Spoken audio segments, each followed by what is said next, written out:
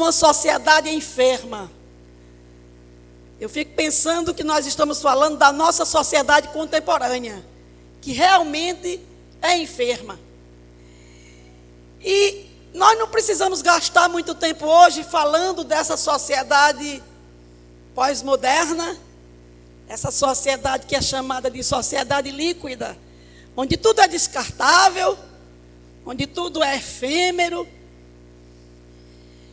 onde tantas patologias nos chegam e tantas coisas escrachadas, legitimadas, uma sociedade que está em decadência, nas artes, na cultura, na moral, na identidade.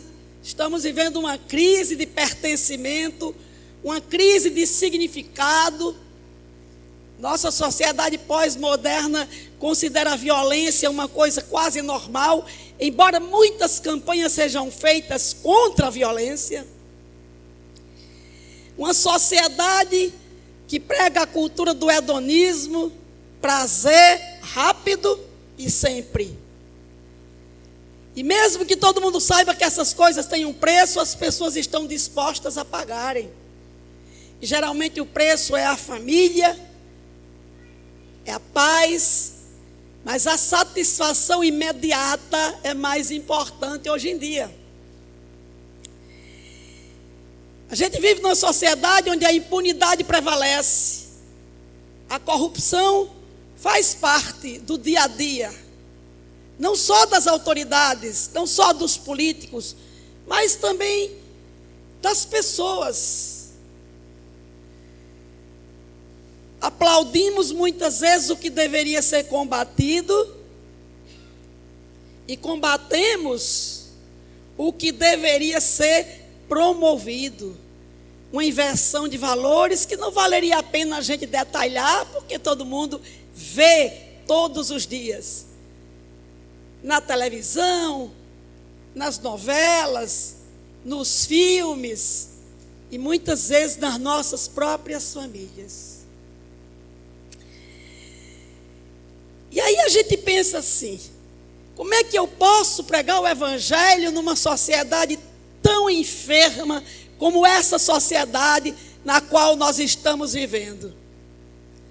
Tanta gente no carnaval e tão pouca gente na igreja. Como é que eu posso ser luz? Como é que eu posso pregar para as pessoas que nem querem ouvir? E aí, pensando nessas coisas, eu fiquei pensando sobre as sociedades antigas. E aí eu resolvi ir lá na internet e coloquei lá, sociedade romana no tempo de Cristo, no tempo da igreja primitiva. E eu copiei alguns pequenos trechos do que eu li ali. E eu queria ler para vocês, bem rapidinho. Não vou ler os trechos completos, não. Diz assim, sociedade romana.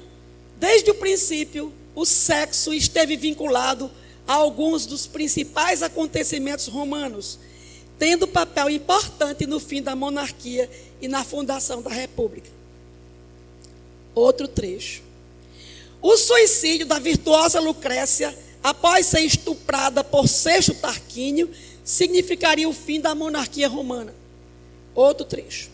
Uma vez casada, as mulheres daquela época e região não deviam esperar nenhum prazer no ato sexual, pois o seu papel era simplesmente procriar. Além disso, as mulheres precisavam aceitar a infidelidade dos maridos.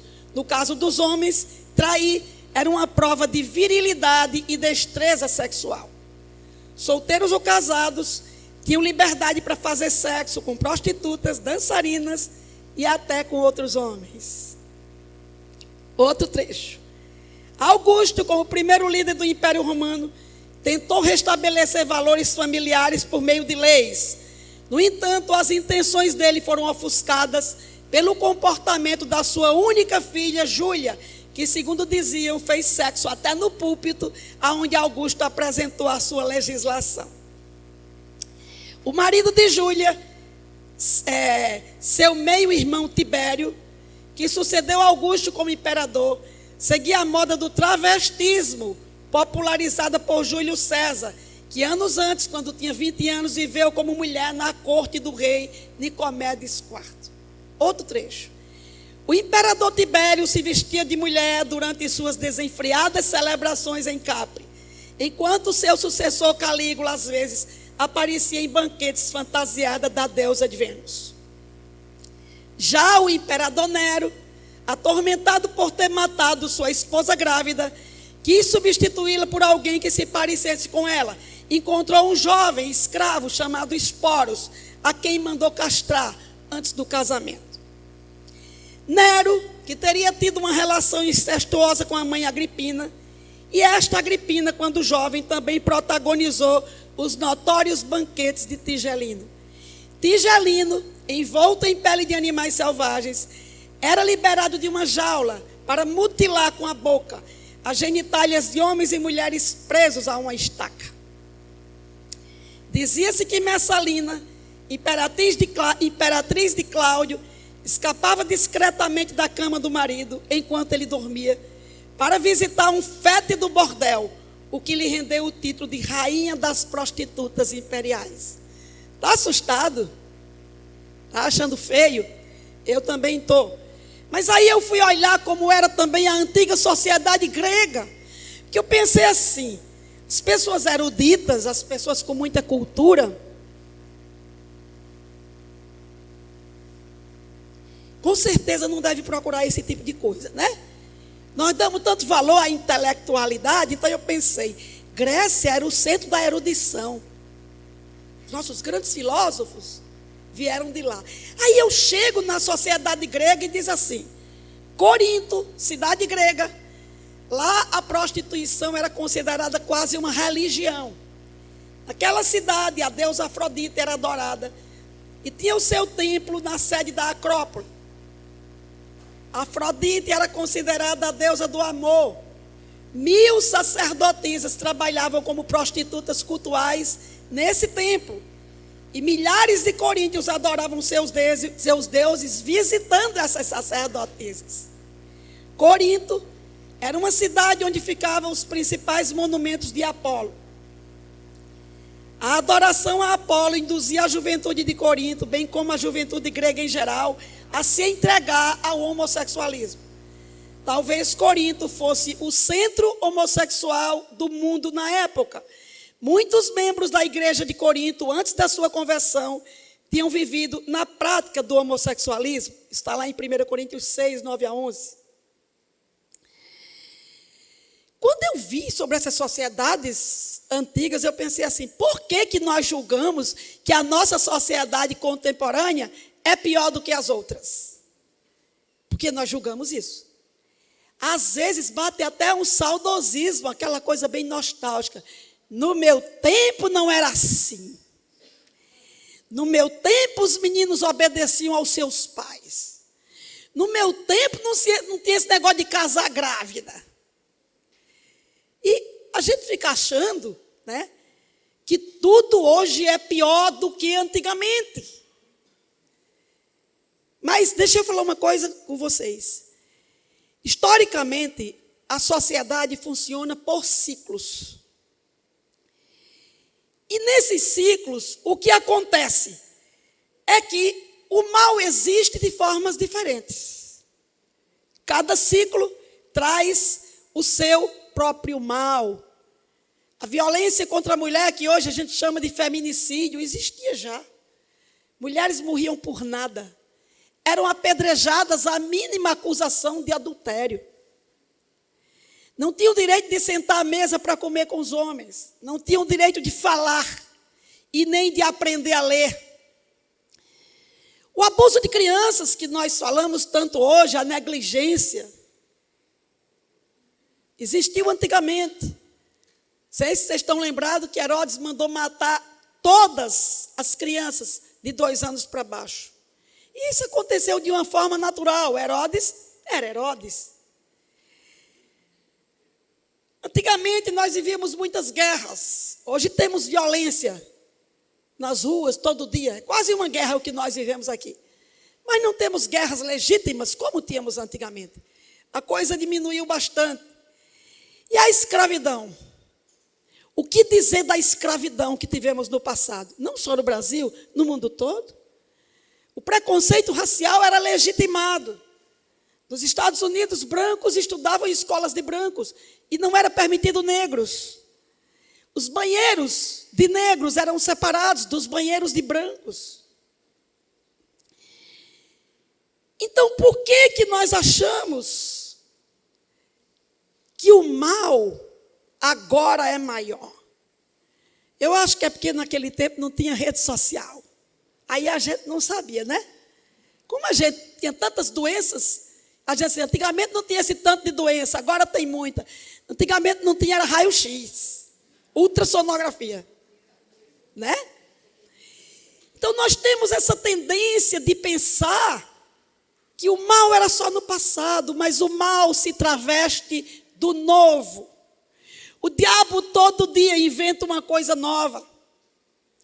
Temos um desconforto maior quando vemos a situação de promiscuidade, de inversão de valores na sociedade atual. Nós temos um desconforto.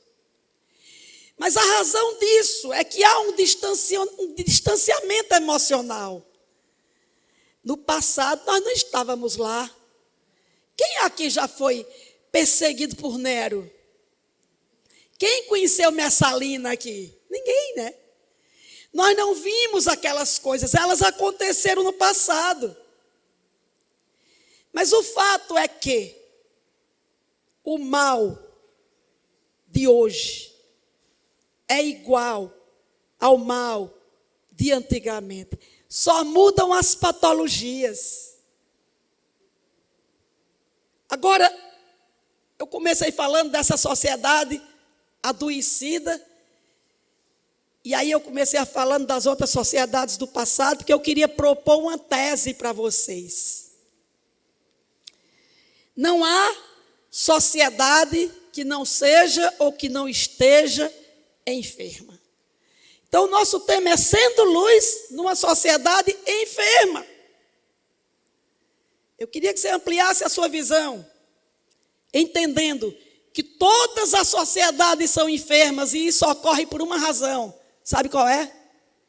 É porque o homem é enfermo. O ser humano é enfermo. Ele sofre de uma enfermidade chamada pecado. E esse mal está dentro de mim e está dentro de você. E está dentro de toda a humanidade. E não sou eu quem estou dizendo não. Quem está dizendo isso é Paulo. Romanos 5,12. Queria que você lesse aqui comigo. Rapaz lá atrás pode botar pronto. Diz assim: portanto, como por um só homem entrou o pecado no mundo, e pelo pecado a morte, assim também a morte passou a todos os homens, por isso que todos pecaram. Esse versículo nos ensina uma coisa muito importante. Nós não somos pecadores porque pecamos. Nós pecamos porque somos pecadores. A goiabeira dá? A mangueira dá? Manga. E o pecador dá? Pecado. A natureza da árvore determina o fruto. Aqui nós temos Paulo dizendo que nós somos pecadores, porque nascemos pecadores, porque somos descendência de Adão. Ele confirma isso em 1 Coríntios 15, 45. Diz assim: da mesma forma está escrito: Adão, o primeiro homem, foi feito alma vivente. O último Adão, no entanto, é espírito vivificante.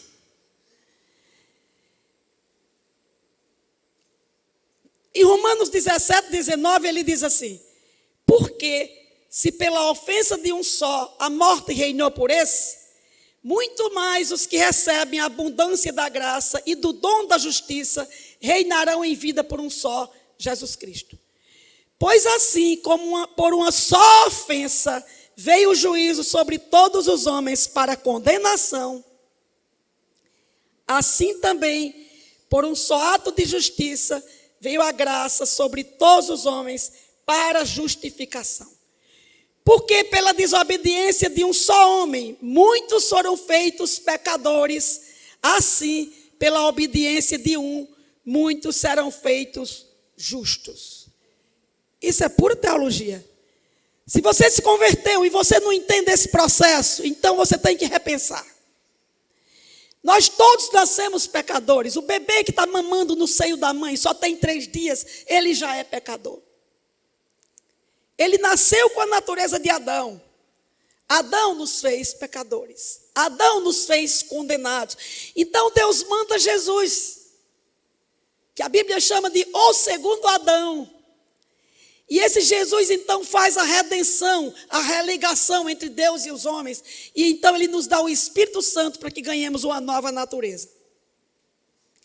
O segundo Adão nos faz filhos de Deus. O segundo Adão nos dá uma nova natureza.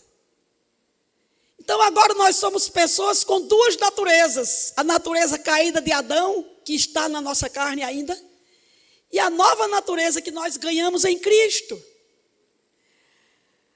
Agora, quando Jesus Cristo vem para nos levar de volta ao Pai, Ele vem para nos sarar dessa terrível enfermidade. Ele vem para nos livrar desse terrível impostor que se chama sociedade enferma? Não. Adivinha o nome? Eu. Você. Cristo veio para nos livrar de nós mesmos, para nos livrar do nosso pecado. E agora Cristo vira o nosso modelo, não mais a sociedade enferma, dirigida pela nossa carne, mas esse novo modelo que nos é dado, essa nova natureza espiritual que nos é dada, que foi doada pelo Espírito Santo, que é o próprio Espírito Santo em nós. Então, é daí que eu queria partir para a nossa reflexão de hoje. Parar de pensar nessa sociedade enferma.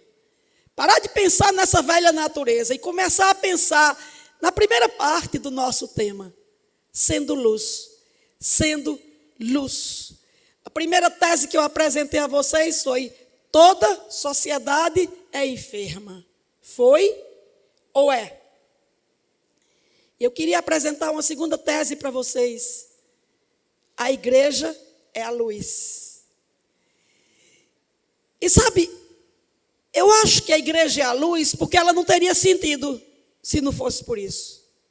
Eu ouso dizer que a igreja só está aqui para isso, para ser luz. Como se nós fôssemos pequenos cristos, o Cristo comunitário, é daí que vem a palavra cristão, pequeno Cristo. Uma comunidade, uma nova sociedade, redimida pelo sangue de Jesus, com a natureza nova, que veio aqui para mostrar o caminho. A gente pode dizer que a igreja é o guia que leva as pessoas a Jesus. Estou fazendo alguma coisa errada? Eu queria mostrar um versículo para vocês, está em Mateus 16. Pois eu também te digo, essa é uma palavra que Jesus Cristo deu a Pedro. Tu és pedra. Tu és Pedro. E sobre esta pedra eu edificarei a minha igreja. E as portas do inferno não prevalecerão contra ela. E eu te darei as chaves do reino dos céus. E tudo que ligares na terra será ligado no céu. E tudo que desligares na terra será desligado no céu. Não temos tempo para fazer o exegese desse texto. Ele dava mensagem para um mês inteiro. Mas eu queria que você pensasse nessa parte que empodera a igreja. Isso é que é empoderamento, né?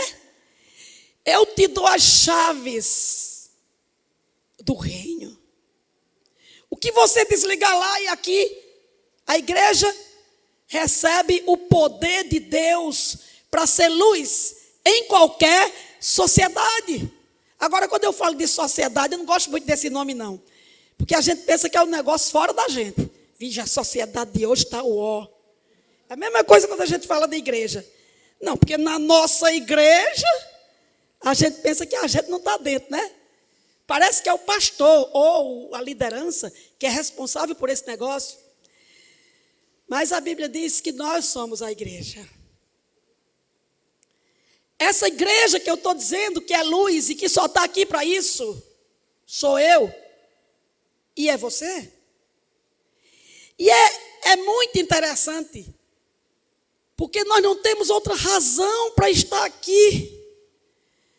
Se você tiver um minuto aí para pensar, pense, por que você está aqui? Se você é salvo, se você vai morar no céu, tem uma casa muito legal lá, vai voltar para casa. Por que nós estamos aqui? Fazendo o quê? Nos reunindo todo domingo, cantando. Por que nós estamos passando esse tempo aqui? É porque nós somos luz para esse mundo. E quando eu falo de luz, eu não estou falando de só pregar o evangelho, porque luz não é para ser ouvida, luz é para ser vista. Luz é para ser vista. E agora você deve estar me perguntando, muito bem, Socorro, você falou da sociedade contemporânea, da sociedade romana horrível, da sociedade grega horrorosa. E agora você está falando sobre a igreja ser luz. E como é que isso acontece? Você está colocando sobre os meus ombros uma imensa responsabilidade. Eu estava feliz sendo crente, batizado, vindo para a igreja e cantando, levantando as mãos. Estava bom. Mas ser luz para essa sociedade enferma é uma responsa grande. Você tem uma receita? Tem. Tem uma receita. E essa receita está na Bíblia. E é sobre esse texto que a gente vai pensar agora. Atos 2, 37 a 47. Nós vamos ler esse texto. São 10 versículos. Por favor, preste bem atenção a esse texto. Diz assim: e ouvindo eles isto, compungiram-se em seu coração e perguntaram a Pedro e aos demais apóstolos: que faremos, irmãos? E disse-lhes Pedro: arrependei-vos e cada um de vós seja batizado no nome de Jesus para perdão dos vossos pecados e recebereis o dom do Espírito. Porque a promessa vos diz respeito a vós, a vossos filhos e a todos os que estão longe e a tantos quanto Deus o nosso Senhor chamar. E com muitas outras palavras, e isso testificava, e os exortava dizendo: salvai-vos dessa geração perversa. De sorte que foram batizados os que de bom grado receberam a sua palavra. E naquele dia agregaram-se quase 3.000 almas e perseveravam na doutrina dos apóstolos, e na comunhão, e no partir do pão, e nas orações, e em toda a alma havia temor, e muitas maravilhas se faziam através dos apóstolos. E todos os que criam estavam juntos e tinham tudo em comum, e vendiam suas propriedades e bens, e repartiam com todos, segundo a necessidade de cada um.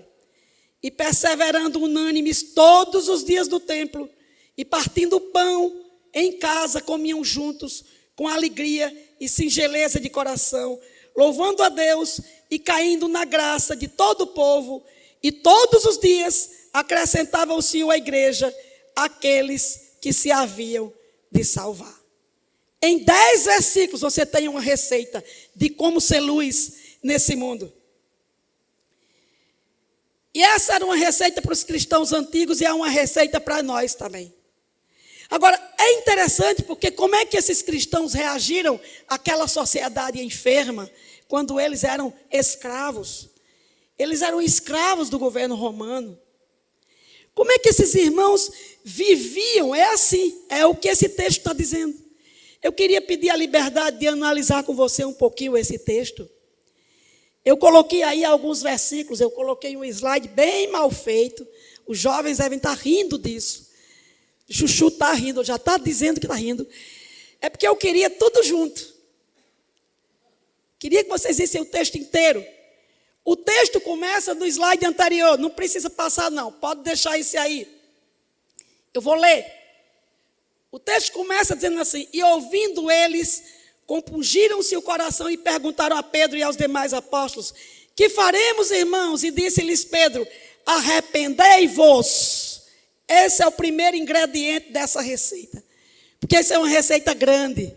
Precisamos dividir esses ingredientes. Qual é a receita para ser luz dessa sociedade enferma? Como é que aqueles irmãos fizeram no seu tempo? Pedro disse: arrependei-vos e cada um de vós seja batizado em nome de Jesus. Não existe conversão sem arrependimento. Quando eu penso em arrependimento, eu gosto de pensar no transformador. Lá no sul eles chamam de conversor. É um transformador. Você liga a geladeira 110 numa tomada 220 e acontece o quê? Queima, pipoca. Você precisa de um transformador. Ele muda a direção, né? Da energia. Eu gosto dessa ilustração para pensar em arrependimento. Quando você se entende pecador, quando você entende que precisa de um caminho novo, quando você entende que sua vida está péssima e você precisa de uma nova vida, de uma nova natureza, de transformação. E no meio da igreja sempre existiu e sempre existirá falsas conversões. Religiosidade vazia, o joio e o trigo. A Bíblia fala disso. Mas a gente não pode se concentrar nessa parte. Porque eu e você só seremos luz se formos pessoas arrependidas. Pessoas que entendem o que é o pecado e o mal que o pecado pode nos causar, sem argumentar. Então não era tão ruim assim. Pensa numa pessoa que foi criada na igreja. Muitas vezes nós argumentamos, né? Nós nos defendemos. Mas o arrependimento nasce em um coração que se percebe pecador, que se percebe perdido, que sabe que não existe um outro caminho. Eu me lembro do carcereiro que cuidava de Paulo na prisão. Quando ele ouve a palavra, ele cai de joelhos e ele diz: que faremos, irmãos? E Paulo diz: arrependei-vos. Arrependei-vos. Eu não sei se você já se reconheceu um pecador perdido. Eu não sei se você sabe que o mal está dentro de você. E que isso precisa ser transformado. E só tem uma coisa que pode fazer isso: é o arrependimento. Aí ele diz assim: arrependei-vos e recebereis o dom do Espírito. Não está falando dos dons espirituais que Davi pregou aqui antigamente, há pouco tempo atrás. Está falando do dom do Espírito, que é o próprio Espírito. É a própria natureza nova colocada em nós pelo Espírito, é concomitante. Quando nós nos arrependemos, nós recebemos o dom do Espírito. E essa é a prova maior de que nós somos realmente cristãos arrependidos. A Bíblia diz: aquele que não tem o Espírito de Deus, esse tal não é dele. Eu não posso ser luz sem ter o Espírito de Deus. Como cantamos aqui aquela música linda agora. Aí ele continua aqui e diz assim: e perseveravam na doutrina dos apóstolos. E o que é isso? O que é a doutrina dos apóstolos? Você se arrepende, você recebe uma nova natureza e agora você vai perseverar na doutrina dos apóstolos. Todos os princípios cristãos que estão na Bíblia é a doutrina que Jesus nos ensinou. Tudo que nós sabemos contra o pecado, sobre salvação, tudo que nós sabemos sobre Deus, tudo que nós sabemos sobre viver uma vida santa, sobre mudança de vida, está tudo lá.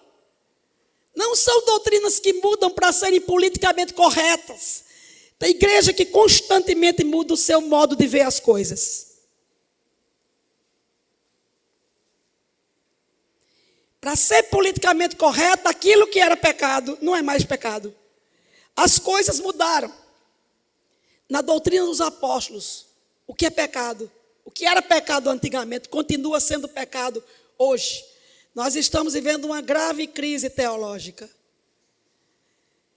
Se você passar em algumas igrejas por aí, você vai ficar muito assustado com o que você vai ouvir.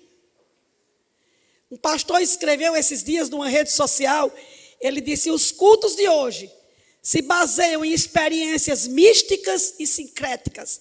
Ao invés de se fundamentarem nas Escrituras, o que tem determinado o sucesso do culto não é mais a pregação da palavra, mas o gosto do consumidor. A igreja prega o que dá ibope, oferecendo ao povo o que o povo quer ouvir. Gente, isso é muito grave. Igrejas evangélicas estão fazendo isso, saindo, deixando a sã doutrina e criando novas coisas sob influência de tantos grupos que aparecem por aí, inventando a roda. A Bíblia diz que eles perseveravam na doutrina dos apóstolos e na comunhão.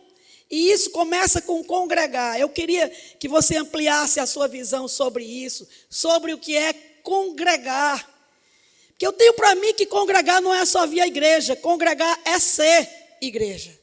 Congregar é viver a igreja. É ser membro ativo da igreja, que me perdoe os desigrejados.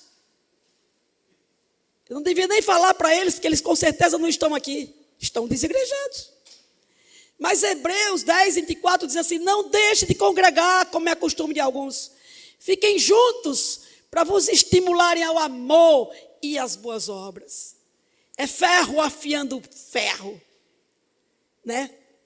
É nessa convivência com a igreja que a gente cresce. A Bíblia diz que eles perseveravam na doutrina dos apóstolos, mas eles também perseveravam no partir do pão. Tinha amor, tinha cuidado, tinha constância, tinha empatia, tinha solidariedade. A igreja vivia junto. A igreja e a vida cristã não é um clube não, que a gente vai quando precisa arejar. A igreja tem projetos, é um quartel de treinamento. Eu fico muito preocupada quando eu vejo os irmãos faltando nas reuniões. Porque isso aqui é um quartel onde a gente aprende a ser luz lá fora. Onde a gente aprende a doutrina dos apóstolos. E não aprende só com a fala do pastor. Nesse caso, da mãe do pastor. Nós aprendemos uns com os outros. Aprendemos até com os erros uns dos outros. Um lugar de troca, de aprendizado, um lugar de doação, um lugar de renúncia. Mas nós inventamos desculpas para não vir para as reuniões. Eu estou cansada de ver isso. Inventamos as desculpas mais estapafúrdias para não virmos para os encontros da igreja. Meus irmãos, crente virtual não reparte o pão. Crente virtual não vai para o seu enterro. Crente virtual, irmão virtual, não lhe ensina muita coisa. A Bíblia diz que eles continuaram no partir do pão e nas orações. Os encontros não eram mera programação, tinha oração. Nós temos um ministério de oração aqui, se reúne ali numa salinha ao lado. Eu não sei se tem mais de 6, no máximo 8. Nossos encontros têm uma oração no começo até no fim. E quando nós nos reunimos para uma reunião só de oração, a presença é pequena. E não é só aqui na nossa igreja, é em todo lugar. Parece que a oração é aquele negócio que não está no programa. Aquelas orações de 1 hora, 2 horas. A Bíblia diz que esses irmãos perseveravam nisso. A Bíblia diz também que em toda a alma havia temor. E muitas maravilhas e sinais se faziam pelos apóstolos. O temor a Deus também tem se esvaído no meio do nosso povo. A Bíblia diz que o temor a Deus é o princípio da sabedoria. Muitas vezes nós estamos na igreja, estamos até envolvidos na obra do ministério, mas nós não temos muito cuidado em como nos apresentamos lá no mundo. No escurinho do nosso quarto, na solidão das nossas casas, nós agimos muitas vezes contra a vontade de Deus. De modo que ninguém na igreja saiba, está tudo bem. Se a igreja souber, complica. Nos esquecemos que o Espírito Santo está em nós e está vendo tudo. Que Deus está em todo lugar. E sabe, essa ausência de temor, essa ausência de centralizar Deus em todas as coisas da nossa vida, impede que nós sejamos verdadeiramente luz, nos afasta de Deus. Eu preciso ser um cristão cristocêntrico quando eu vou comprar um vestido, quando eu vou assistir um filme, quando eu vou contar uma piada. Meus projetos, meus propósitos, meu fazer, meu dizer, meu pensar, tudo tem que estar absolutamente alinhado com a santidade de Deus. Temor não é medo, não. É pensar, Deus está aqui, cale-se diante dele toda a terra. Deus é santo, santo, santo. Temor. Deus não é um brinquedo, não é Papai Noel. É o Senhor de todo o universo. É o Senhor das nossas vidas. A Bíblia diz que com um sopro Ele pode destruir todas as coisas. Mas muitas vezes nós caminhamos por esse mundo afora com a Bíblia debaixo do braço, sem temor, sem nenhum cuidado. O que nós fazemos, o que nós dizemos, o que nós somos, a maneira como o nosso testemunho é exposto lá fora, muitas vezes nós não nos preocupamos. O versículo seguinte diz assim: e muitas maravilhas e sinais se faziam pelos apóstolos. Achei interessante esse finalzinho aqui, junto com temor. Sabe por quê, irmãos? Porque das maravilhas e sinais a gente gosta, não gosta? É bom. Mas essas coisas estão juntas com o temor. Josué diz assim: santificai-vos, e o Senhor fará maravilhas no meio de vós. Maravilhas e sinais estão ligadas com o temor. Você precisa de sinais e maravilhas? Eu preciso. Eu não estou falando aqui de movimento, não estou falando de confusão. Estou falando do seu filho largar as drogas, do seu marido largar a bebida, da sua filha parar de mentir, dizer que vai estudar e vai para o motel. Eu estou falando dos seus filhos voltarem a lhe obedecer. Eu estou falando da sua filha ser curada. Eu estou falando de você dominar a sua natureza velha. Eu estou falando de mudança, de transformação, de alegria, de paz. Eu estou falando de uma casa cheia de Deus, onde as pessoas chegando lá sintam que tem uma coisa diferente ali. E eu quero isso para mim. Maravilhas que Deus pode fazer na sua casa. Meu pastor lá em Currais Novos contava uma história muito interessante. Disse que um grupo de bêbados estava conversando. Você acredita nesse negócio de Jesus transformar água em vinho? Acredito nada. E um ex-bêbado disse assim: eu acredito demais.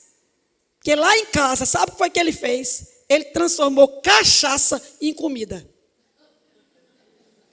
É isso. É isso. Quando Jesus muda a vida da gente, Ele transforma a nossa casa. Por isso Paulo diz: serás salvo tu e tua casa. Só estava ele ali, mas a casa inteira dele foi salva. Uma fé verdadeira. Quando a gente é luz primeiro na nossa casa. E sabe, irmãos, essa transformação é necessária. Esse temor a Deus é necessário para vermos maravilhas e sinais. Muitas vezes nós abrimos a palavra para os irmãos falarem. O que Deus fez durante a semana? Nada. Todo mundo fica calado. Cadê as maravilhas e sinais? Na verdade, quando eu acordo, já é um sinal. Deus me deixou viver mais um dia. Já é um milagre. Temos milagres todos os dias. Mas nós temos alguns pedidos na nossa lista. Eu tenho alguns, você também. E nós estamos esperando que o Senhor nos dê. A receita aqui de Atos é temor, oração, presença de Deus. Um outro ingrediente aqui nessa receita é unidade. Eles perseveravam na vida cristã. Eles andavam conforme tinham sido ensinados. Eles tinham comunhão, eles partiam o pão, eles oravam, eles tinham temor. Mas olha, versículo 44. Todos os que criam estavam juntos e tinham tudo em comum. A igreja de hoje também sofre uma doença muito grande chamada solidão, individualismo. Cada um cuida da sua vida. Nossos caminhos são diferentes. Não tem mais exortação na igreja, sabe? Cada um cuida da sua vida e acha que isso é liberdade. Cada cristão tem liberdade de fazer do seu jeito. Né? A coisa do diferente, do respeito. Tudo começa com respeito. Mentira. Tudo começa com temor. Tudo começa com temor. Quando você teme que o seu irmão vai pecar, porque você está pecando, ele precisa ver você. Você sempre ser modelo, eu preciso ser modelo. Mas olha o que a Bíblia diz, que aqueles irmãos tinham tudo em comum. Eles se ajudavam. Eles não tinham medo dos palpiteiros, daqueles que exortavam. Pastor Paulo uma vez pregou aqui, ele disse que tem na Bíblia 162 vezes a expressão uns aos outros. Amai-vos uns aos outros, perdoai-vos uns aos outros, exortai-vos uns aos outros, suportai-vos uns aos outros. 162 vezes. Não dá para fazer isso pela rede social. Uns aos outros é lutando junto, é crescendo junto, é segurando o outro que está caindo, é não deixando o outro cair, porque você já viu antecipadamente. Pessoas que lutam numa comunidade unida para agradar a Deus. Eles tinham tudo em comum. Versículo 45 diz assim: e vendiam suas propriedades e bens, e repartiam com todos, segundo cada um, conforme a sua necessidade. Esse texto também dá uma pregação de um mês inteiro. Não é o momento para a gente falar sobre ele, mas eu lhe garanto que ele não está falando de comunismo, está certo? No mínimo, esse texto nos alerta contra a elitização na igreja. Ele tem todo um contexto muito maior e muito mais rico. Mas eu queria tirar só essa nuance aqui desse texto. Eles tinham tudo em comum. Eles cuidavam uns dos outros. Eles pensavam uns nos outros. Eles se ajudavam. Eles dividiam os seus bens de acordo com a necessidade. Se você quiser saber como funciona isso na igreja de hoje, você resolva organizar um congresso. Pessoas vão dar a vocês muitas ideias de bons hotéis e até ideias de cardápios. Agora, quando a pessoa fala o valor, você cai para trás.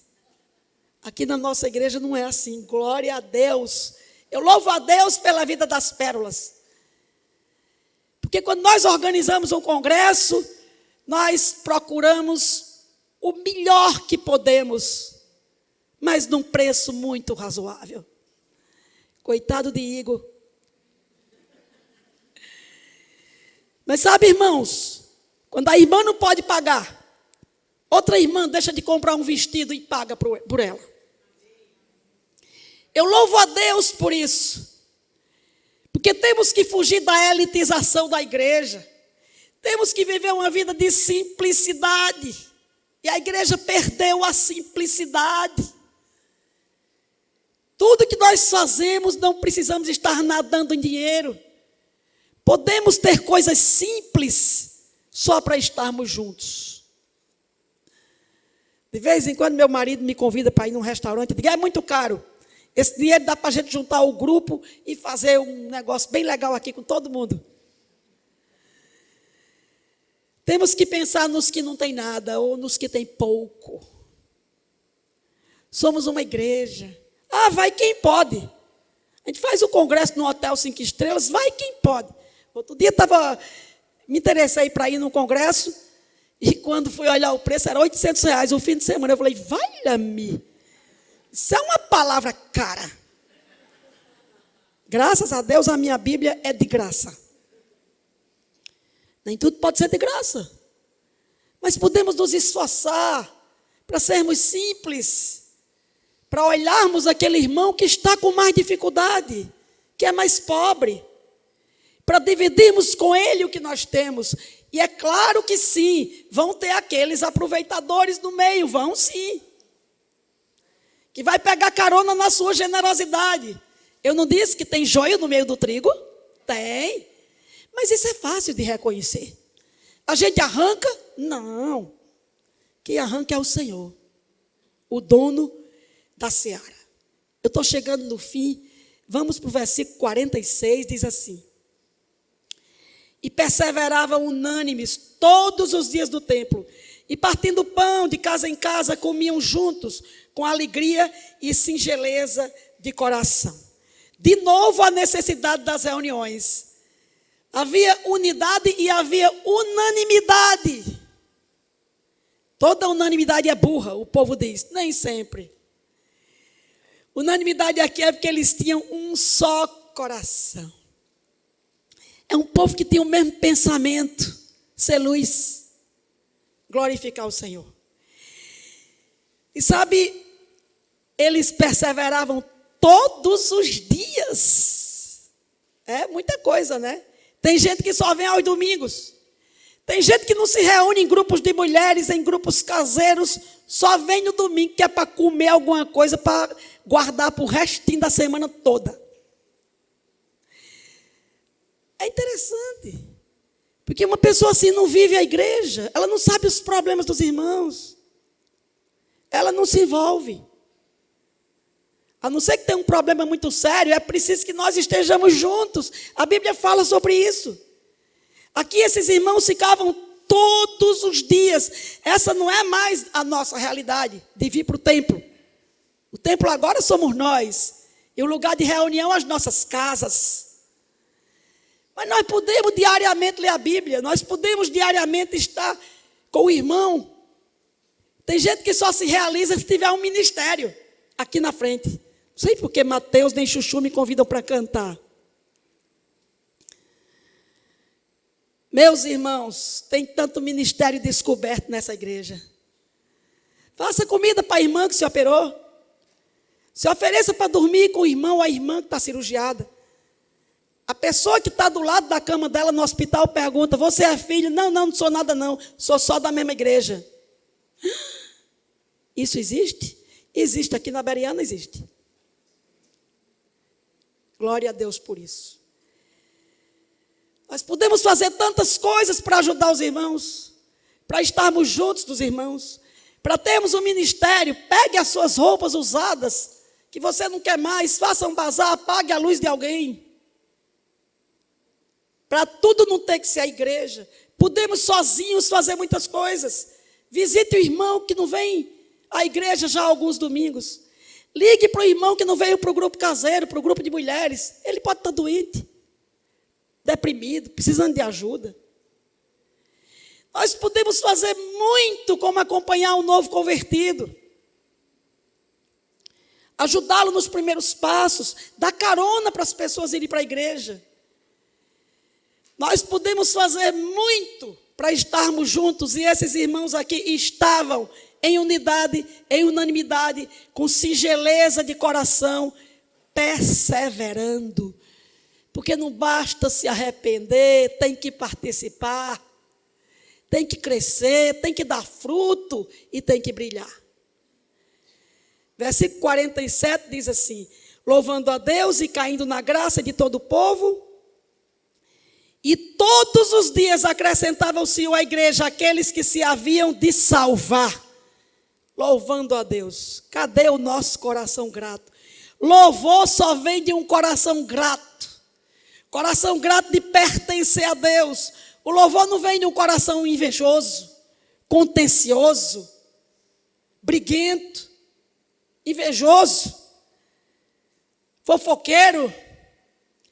O louvor vem de um coração de alguém que está sendo luz, de alguém que está grato por tudo que Deus é e por tudo que Deus faz. E a Bíblia diz assim: e caindo na graça de todo o povo. Aí você vai perguntar assim: e a perseguição? Não tinha perseguição? Como é que eles estavam caindo na graça de todo o povo? Meus irmãos, a perseguição vinha das autoridades, não vinha do povo, não. O povo estava se convertendo. Olha o que diz aqui a Bíblia. E todos os dias acrescentava o Senhor à igreja aqueles que se haviam de salvar. Isso depois dos 3.000, lá em Atos 2. 3.000 num dia só. E todo dia se convertia alguém. E não precisava nem de passeata para Jesus. Acredita? Porque o povo via diferença naquelas vidas. O povo via transformação. O povo almejava aquela alegria, aquela paz, aquela sinceridade, aquela unidade, aquele cuidado. Tudo o que havia naquela igreja primitiva dava vontade de seguir. Essa é uma das receitas. Tem outras na Bíblia. Mas essa é o que eu achei mais completa. Se nós queremos ser luz, para começar, nós temos que viver desse jeito. Estava lá no grupo das Pérolas Brancas esses dias, umas 2 reuniões atrás, e as mulheres foram tomar café, e tinha um grupo de umas 6, assim, tirando retrato, tirando foto. As passarinhas que se reúnem lá em casa, tanto conversam muito como tiram muita foto. E postam, viu? E eu achei interessante aquelas 6 mulheres ali no cantinho tirando foto. Eu queria saber por que só aquelas 6. E sabe o que eu vi? Estavam todas de bola, usando roupa de bola. Né? Tenho aqui na frente usando roupa de bola. Sabe por que elas estavam 6 mulheres num grupo de 30 usando roupa de bola? Porque bola está na moda. É poá. Poá. Mas é a mesma coisa de bola. E quando bola está na moda, né, Carminha? Todo mundo compra uma blusa de bola. E tira lá umas fotos para postar. Quando está na moda, a gente adere, não é? Mas será que a gente não podia aderir à moda da igreja primitiva? Não precisa nem tirar foto. Aderir ao caráter de Jesus, ter esse modo de vida, porque isso é ser luz. Isso é andar na luz. Andar pertinho de Deus. Andar pertinho dos irmãos. Nós costumamos dizer por pretexto, puro pretexto, não se preocupe não. É Deus quem faz a obra. E é. Mas Ele faz através de mim e de você. É o Espírito Santo de Deus que faz a obra. Claro. Esse Espírito Santo de Deus que está dentro de você. É Ele que lhe dá as palavras. É Ele que lhe dá os gestos, as atitudes, as iniciativas. É Ele que faz isso. E não importa quanto essa sociedade esteja enferma. Não importa quanto as sociedades passadas tenham se enfermado. Para quem nós temos sido luz? Quantas pessoas têm se agregado à igreja por sua causa? Por ver a transformação na sua vida? A sua mãe? O seu pai? O seu filho? O seu irmão? O seu tio? O seu empregado? O seu vizinho?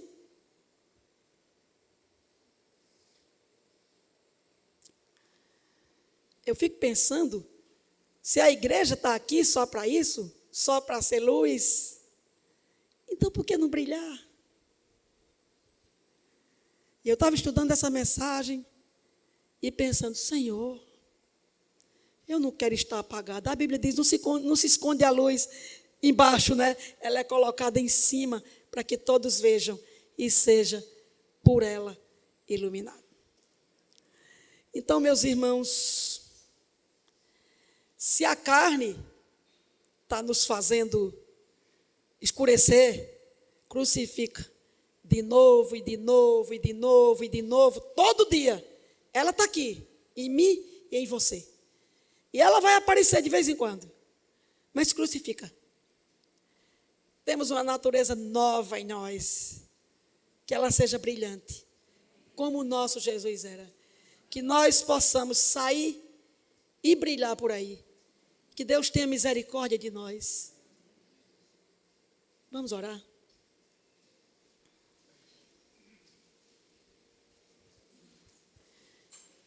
Oh, meu Pai. Como nós precisamos de Ti, Senhor. Da Tua palavra.